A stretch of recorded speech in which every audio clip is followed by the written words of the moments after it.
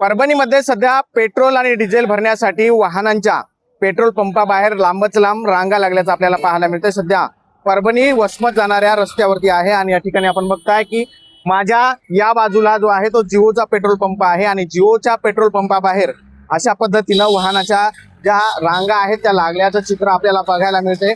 सकाळपासून शेतकरी ट्रॅक्टर घेऊन असतील, त्याचबरोबर कार असतील, लोडिंगची वाहनं असतील, ती रांगेमध्ये आपल्याला उभं दिसतात। दुसरीकडे माझ्या दुसऱ्या बाजूला HP चा पंप आहे, ज्या पंपाचं नाव अमोल पेट्रोल पंप आहे आणि या ठिकाणी आपण बघताय की नागरिकांनी सकाळपासूनच मोठ्या संख्येनं पेट्रोल आणि डिझेल भरण्यासाठी गर्दी केलेली आहे। दुसरीकडे या पेट्रोल पंपाच्या बाहेर देखील वाहनांच्या लांबच लांब रांगा लागल्याचं चित्र आहे।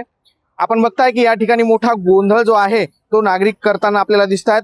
दुसरीकडे त्या ठिकाणी जे आहे ते कॅनच्या सहाय्यातून जे आहे ते रांगा लावल्याचं चित्र आपल्याला बघायला मिळतंय। सकाळपासून अशा पद्धतीने या दोन पेट्रोल पंपावरती आपल्याला रांगा लागल्याचं चित्र बघायला मिळतंय। त्याचं कारण असं आहे की पेट्रोल आणि डिझेल या पंपावर मिळत नसल्यामुळे अशा पद्धतीनं नागरिकांनी या ठिकाणी गर्दी केल्याचं चित्र आपल्याला पाहायला मिळतंय।